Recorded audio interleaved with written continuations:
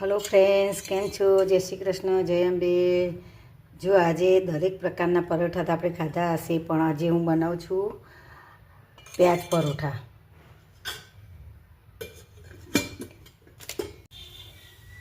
જો મેં આ એક ચપટીક જ જીરું નાખવાનું છે. જો આપણે આ થઈ ગયું છે, પથ્થર આવી ગયું છે. જો મરચાં અને ડુંગળી નાખી દીધી, ક્રશ બધું ક્રશ કરી દીધું. ચમચી આદું છે, આદું છીણીને રાખી દઉં. હવે આપણે આ બધું કરી દઈએ. આને ચડતવા નહીં લાગે એટલે થડહડ બધું પતી જશે.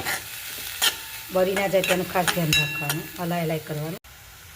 હવે આપણે તેમાં મસાલા કરી લઈએ. 1 ચમચી મરચું નાખ્યું, મોરું મરચું છે. આ 1 ચમચી તીખું, અડધી ચમચી તીખું મરચું નાખ્યું.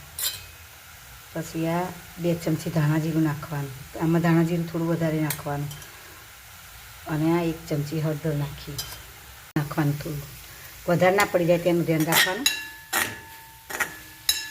કારણ કે ડુંગળી હાવ એકદમ એ થઈ જાય એટલે પછી ઉપરથી પાણી છૂટે વધારે. 1 ચમચી ચણાનો લોટ નાખવાનો.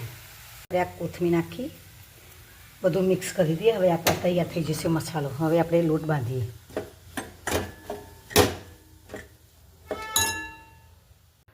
લોટ લીધો, 1 કપ લોટ લીધો છે અને તેમાં 1 ચમચી ચણાનો લોટ નાખ્યો છે. અને આ જો નાખ્યું તો મીઠું સ્વાદ મુજબ નાખવાનું. અને તેલનું મોણ નાખવાનું. પોણી ડોકલી નાખ્યું છે, 1 ડોકલી પૂરી નથી નાખ્યું. અને કોથમીર નાખવાની.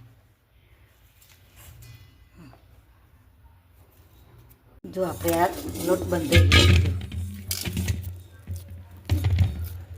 આવો લોટ બાંધવાનો. જો આ તેલથી થોડો પોણવી લીધો. જો આપણે આ લોગો લીધો. હવે આપણે વણીએ. નાને રોટલી વણી અને પછી તેમાં આપણે પૂરણ, જો મોટો ચમચો ભરીને એક લઈ લીધું છે. બેસન, ડુંગળી અને બેસનનું.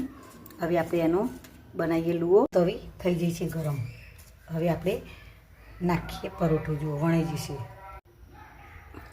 બની જશે. જો મસ્ત સરસ. જુઓ હાથથી દબાઈ નહીં. જો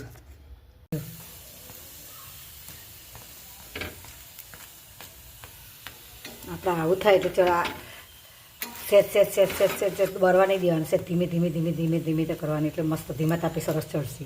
સરસ તૈયાર થઈ જાય છે. જુઓ વણતા વારે નથી લાગતી અને થતાય વાર નહીં લાગે. મીડિયમ તાપે કર્યું આપણે.